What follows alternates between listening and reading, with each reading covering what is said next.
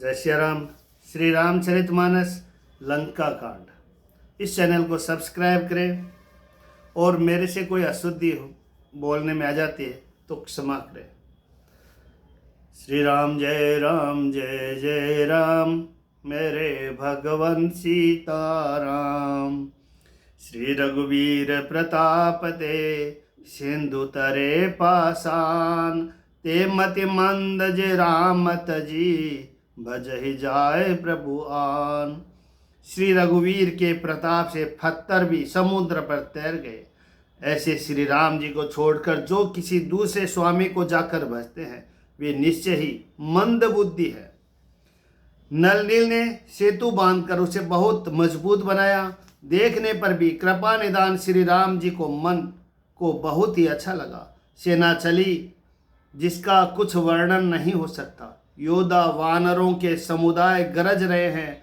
कृपालु श्री रघुनाथ जी सेतु बंद के तट पर चढ़कर समुद्र का विस्तार देखने लगे। करुणाकंद करुणा के मूल प्रभु के दर्शन के लिए सब जलचरों के समूह प्रकट हो गए, जल के ऊपर निकल आए। बहुत तरह के मगर, नाक, घड़ियाल, मत्स्य और सर्प थे, जिनके 100 योजना के बहुत बड़े विशाल शरीर थे। कुछ ऐसे भी जंतु थे जो उनको भी खा जाए। किसी किसी के डर से तो वे भी डर रहे थे। वे सब वैर विरोध भूलकर प्रभु के दर्शन कर रहे हैं, हटाने से भी नहीं हटते। सबके मन हर्षित है, सब सुखी हो गए। उनकी आड़ के कारण जल नहीं दिखाई पड़ता। वे सब भगवान का रूप देखकर आनंद और प्रेम में मग्न हो गए। जय श्री राम। प्रभु श्री रामचंद्र जी की आज्ञा पाकर सेना चली। वानर सेना की विपुलता, अत्यधिक संख्या को कौन कह सकता है। सेतु बंद पर बड़ी भीड़ हो गई। इससे कुछ वानर आकाश मार्ग से उड़ने लगे और दूसरे कितने ही जलचर जीवों पर चढ़ चढ़कर पार जा रहे हैं। कृपालु रघुनाथ जी तथा लक्ष्मण जी दोनों भाई ऐसा कौतुक देखकर हंसते हुए चले। श्री रघुवीर सेना सहित समुद्र के पार हो गए। वानरों और उनके सेनापतियों के भीड़ कहीं नहीं जा सकती। प्रभु ने समुद्र के पार डेरा डाला और सब वानरों को आज्ञा दी कि तुम जाकर सुंदर फल मूल खाओ। यह सुनते ही रीछ वानर जहां तहां दौड़ पड़े। श्री राम जी के हित के लिए सब वृक्ष ऋतु कुऋतु समय की गति को छोड़कर फल उठे। वानर भालू मीठे मीठे फल खा रहे हैं, वृक्षों को हिला रहे हैं और पर्वतों के शिखरों को लंका की ओर फेंक रहे हैं। घूमते फिरते जहां कहीं किसी राक्षस को पा जाते हैं तो सब उसे घेर कर खूब नाच नचाते हैं और दांतों से उसके नाक कान काटकर प्रभु का सुयश कहकर अथवा कहलवा कर तब उसे जाने देते हैं।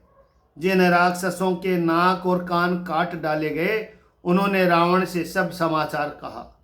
समुद्र पर सेतु का बांधा जाना कानों से सुनते ही रावण घबराकर 10 मुखों से बोल उठा कि बांध्यो बन निधि नीर निधि, जलधि सिंधु बारिश। सत्य तोय निधि कंपति, उदति पयोधि नदीश। वन निधि, नीर निधि, जलधि, सिंधु, वारिस, तोय निधि, कंपति, उदति, पयोधि, नदीश को क्या सचमुच ही बांध लिया।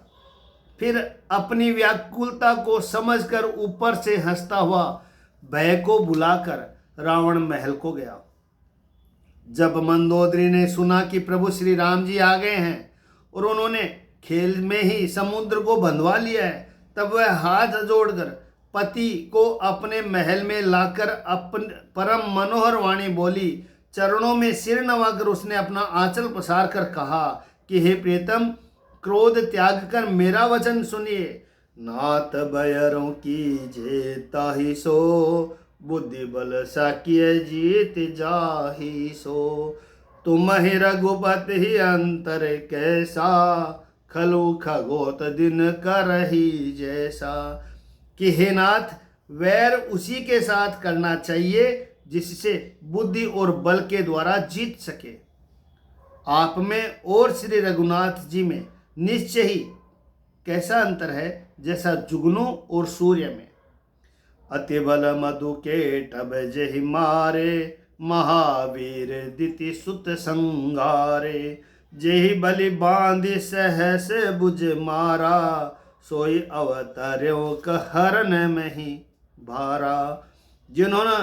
जिन्होंने विष्णु रूप में अत्यंत बलवान मधु और केटभ दैत्य मारे, और वाराह और नरसिंह रूप में महान सूरवीर दिति के पुत्रों हिरण्याक्ष और हिरण्यकश्यपु का संहार किया। जिन्होंने वामन रूप में बाली को बांधा और परशुराम रूप में सहस्त्रबाहु को मारा, वे ही भगवान पृथ्वी का भार हरण करने के लिए राम रूप में अवतरणीय प्रकट हुए हैं। तासु विरोधन कीजिए नाथा, काल करम जीव जाके हाथा। हे नाथ, उनका विरोध न कीजिए जिनके हाथ में काल कर्म और जीव सभी है। श्री राम जी के चरण कमलों में सिर नवाकर, उनकी शरण में जाकर उनको जानकी जी सौंप दीजिए, और आप पुत्र को राज्य देकर वन में जाकर श्री रघुनाथ जी का भजन कीजिए। नाथ दीन दयाल रघुराई, भागो सन्मुख गए न खाई। सायन करन सो सब करि बीते, तुम सुर असुर चराचर जीते। हे नाथ, श्री रघुनाथ जी तो दीनों पर दया करने वाले हैं। सम्मुख शरण में जाने पर तो बाघ भी नहीं खाता। आपको जो कुछ करना चाहिए था वह सब आप कर चुके। आपने देवता, राक्षस तथा चर अचर सभी को जीत लिया। हे दशमुख, संत जन ऐसी नीति कहते हैं कि चौथेपन बुढ़ापे में राजा को वन में चला जाना चाहिए। हे स्वामी, वहाँ वन में आप उनका भजन कीजिए जो सृष्टि के रचने वाले, पालने वाले और संहार करने वाले हैं। हे नाथ, आप विषयों की सारी ममता छोड़कर उन्हीं शरणागत पर प्रेम करने वाले भगवान का भजन कीजिए, जिनके लिए श्रेष्ठ मुनि साधन करते हैं और राजा राज्य छोड़कर वैरागी हो जाते हैं। सोई कौशलाधीश रघुराया, आयहु करन तो ही पर दाया। वही कौशलाधीश श्री रघुनाथ जी आप पर दया करने आए हैं। हे प्रियतम, यदि आप मेरी सीख मान लेंगे तो आपका अत्यंत पवित्र और सुंदर यश तीनों लोकों में फैल जाएगा। अस कही नैन नीर भरी, गही पद कांपित गात। नाथ बजहु रघुनाथ ही, अचल होय एहि वात। ऐसा कहकर नेत्रों में करुणा का जल भरकर पति के चरण पकड़कर कांपते हुए शरीर से मंदोदरी ने कहा, हे नाथ, श्री रघुनाथ जी का भजन कीजिए जिससे मेरा सुहाग अचल हो जाए। तब रावण ने मंदोदरी को उठाया और वह दुष्ट उससे अपनी प्रभुता कहने लगा कि हे प्रिय सुन, तूने व्यर्थी भय मान रखा है। बता दो जगत में मेरे समान योद्धा है कौन। वरुण, कुबेर, पवन, यमराज आदि सभी दिग्गपालों को तथा काल को भी मैंने अपनी भुजाओं के बल से जीत रखा है। देवता, दानव और मनुष्य सभी भी मेरे वश में है। फिर तुझको यह भय किस कारण उत्पन्न हो गया। मंदोदरी ने उसे बहुत तरह से समझा कर कहा, किंतु रावण ने उनकी एक भी बात नहीं सुनी और वह फिर सभा में जाकर बैठ गया। मंदोदरी हृदय अस जाना, काल वश्य उपजा अभिमाना। मंदोदरी ने हृदय में ऐसा जान लिया कि काल के वश होने से पति को अभिमान हो गया है। सभा में आकर उसने मंत्रियों से पूछा कि शत्रु के साथ किस प्रकार से युद्ध करना होगा।